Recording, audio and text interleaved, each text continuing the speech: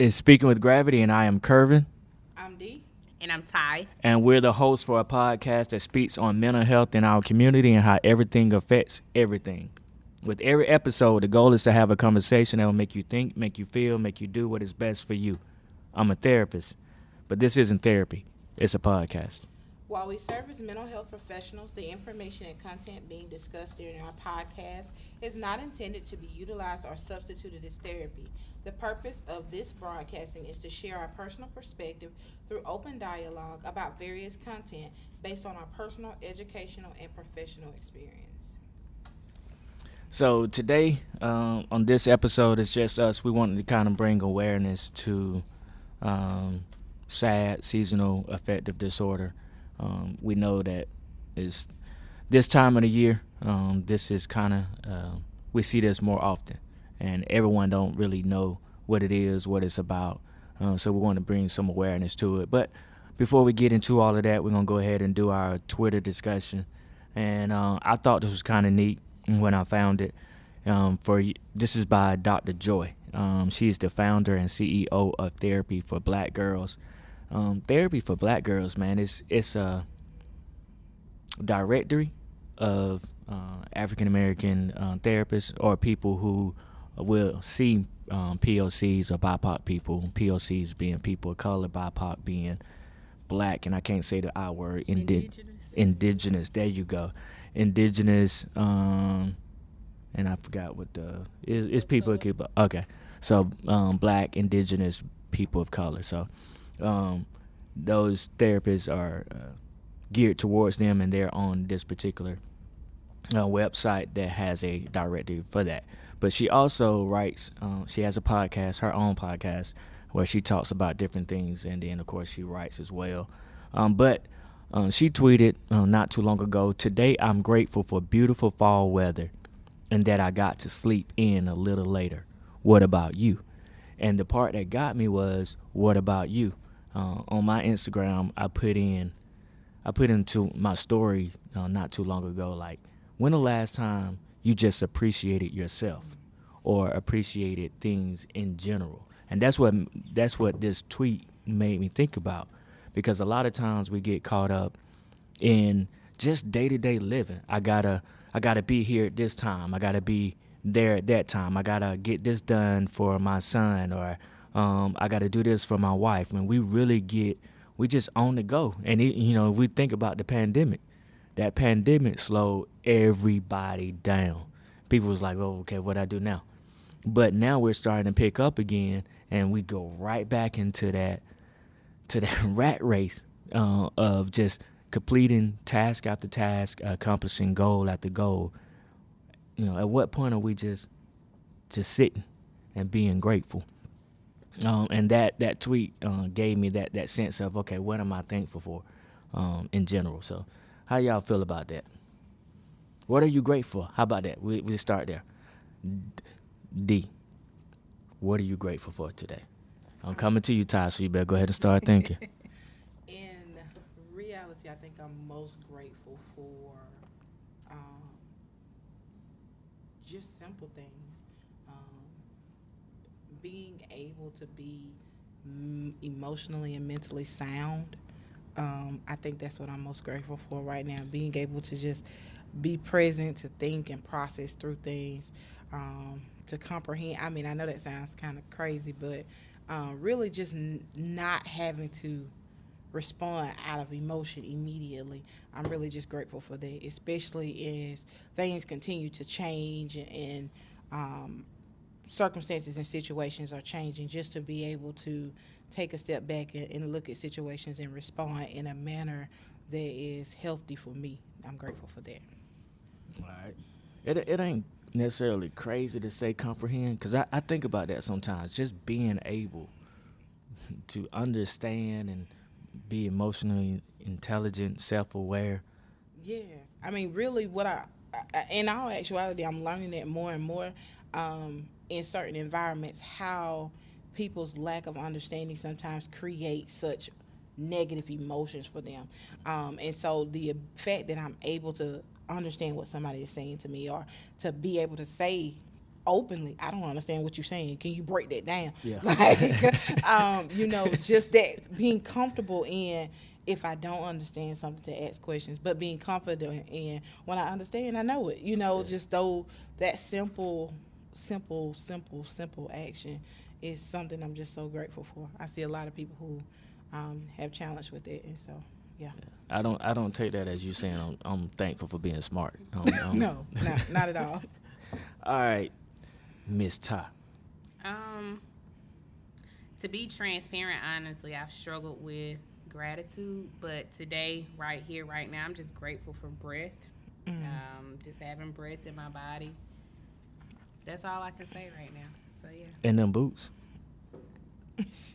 They hot. They nice. Thanks. They nice. All right, so we got the QD of the hour. So the QD of the hour, QD stands for quotable data, is another version of fun facts, information for you to be able to give to your family, friends, colleagues, coworkers, and or church members.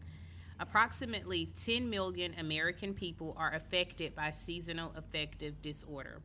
It is more common in it is more common in women than men, and the age discovery is estimated to be between 18 and 30.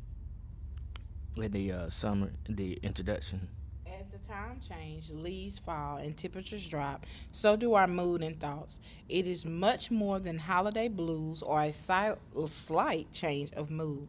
People who experience this significant change in mood may find themselves withdrawing from family and friends or lacking energy to expand on normal activities. Seasonal affective disorder, also known as S.A.D, is a subtype of major depressive disorder, and the diagnosis presents with the depressive symptoms associated with the change of a particular season. Today we will discuss the ways to identify and address this diagnosis. So I don't know if y'all notice, y'all being those who are viewing, and some of y'all that are listening, we read off the first beginning of the episode. But we're doing that because we want to make sure that you know what the episode about. You at least get like some tidbit that you can take away and either Google it or learn more about it. So that's why we do that. But I'm saying this because I'm about to clown y'all. The reason I'm saying I'm about to clown y'all, as I've gotten older, it's so much harder to read out loud. I can process it, and I'm reading and I know what I'm saying. I can look at the word and know what I'm about to say. You knew you was about to say slight, but you was like, what? You know that word. You've been saying that word for years, and I'm listening to both of y'all, and I'm like, okay, it's not just me. No. And it's really been happening to me like the last year and a half as I'm trying to read out loud. I just mess up the simplest words. But I have an understanding of that, but I just want to throw that out there real quick. All right, so we're talking about seasonal affective disorder, also referred to as S.A.D. As we go through this journey of being a therapist, there are things that we kind of know, we're aware of, and then it's something that kind of takes us, some things we're aware of, but we didn't have a term for it. And this is one of those. One of those things. I knew about depression in general, but I had never heard of seasonal affective disorder until I was going to. I had a supervisor. I said I have a supervisor. The reason I say I have because if I have a situation or a problem that I need to talk with someone about, I still go to her. Shout out to Miss Giovanna Gathers Burgess. She know who she is. But I still go to her if I need something, and she made me do a write-up on this right from the beginning when I started working with her.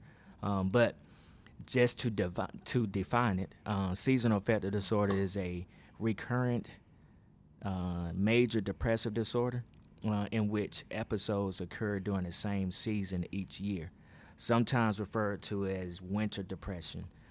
Although I did find out that it doesn't have to be in the winter necessarily. It could be a seasonal thing. It can literally be in the summer. Somebody around about the same time, summertime or springtime, they could be feeling this. But more commonly known as a winter disease. And they typically put that together because of the change of not only the change of season, but the lighting. You get darker sooner. Then you got the cold weather. Everybody don't like the cold weather, so on and so forth. Most see depression is it's something that happens. Let me see how I wrote this down. Must see depression in specific seasons for at least 2 years. Okay, so during that particular season, you're seeing it multiple times. Not necessarily it didn't just happen. Okay, it happened in 2021 and I'll never see it again, or it happened back in 2018 during this particular season. I never saw it again, but it happened 2 or 3 times in the same exact season. Okay, now we need to look at that. And you're a therapist. As a therapist, we're looking at patterns. Whenever we're talking, when we're gathering information in the assessment, and everybody's not as forthcoming during an assessment, they're not always as revealing. Sometimes people are extremely revealing.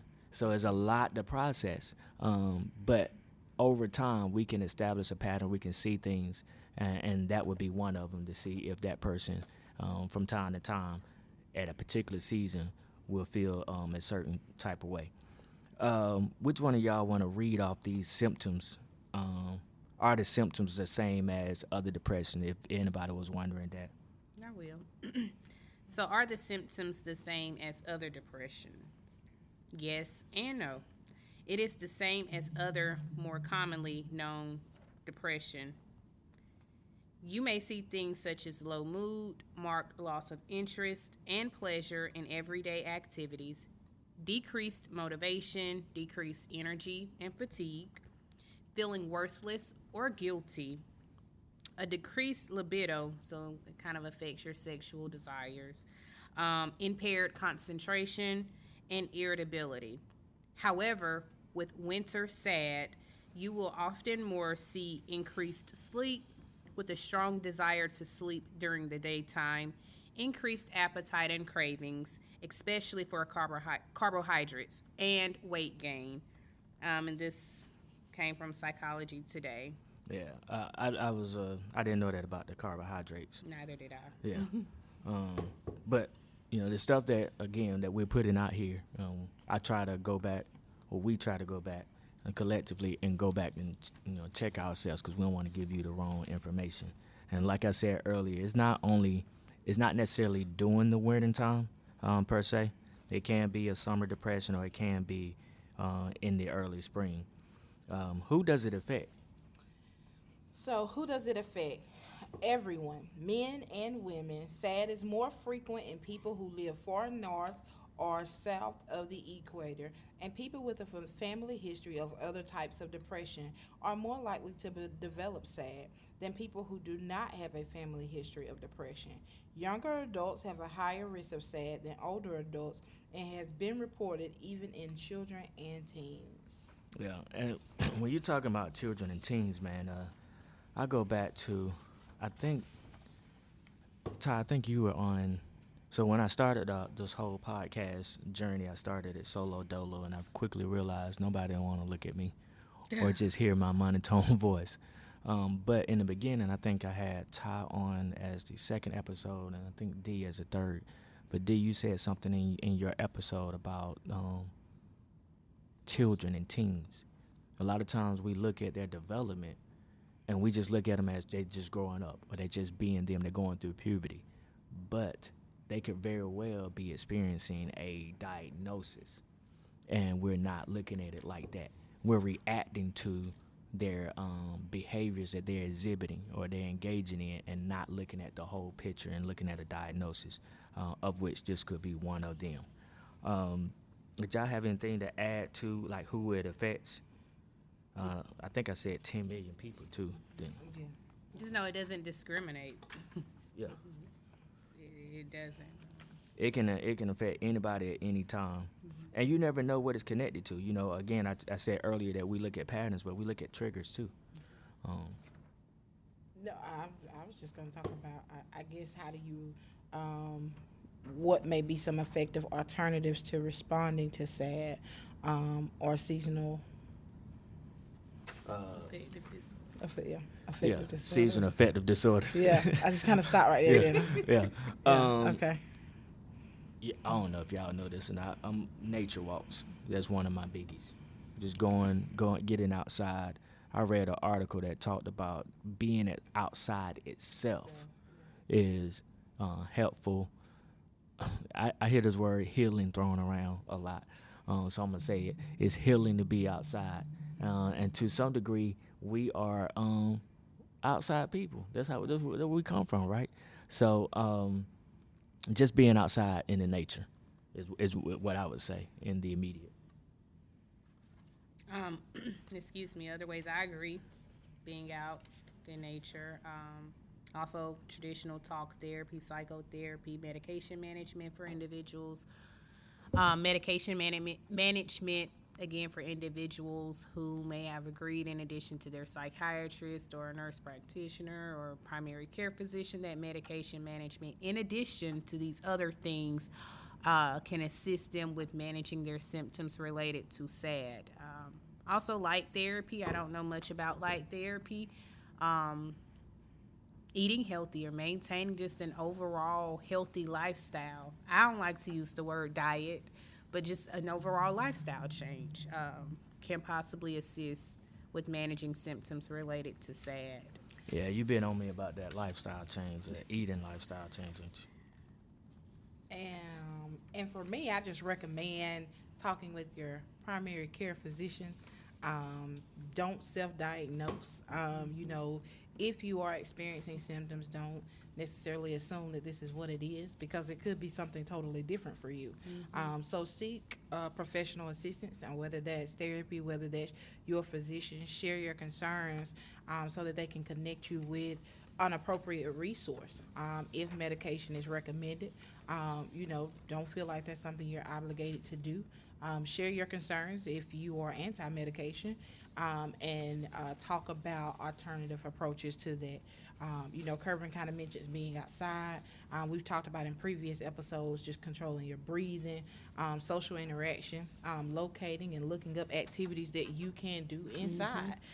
So there's different ways that you can kind of combat this experience, just as any other disorder or diagnoses. And so don't minimize yourself by assuming that if you are experiencing this, it's the end all be all.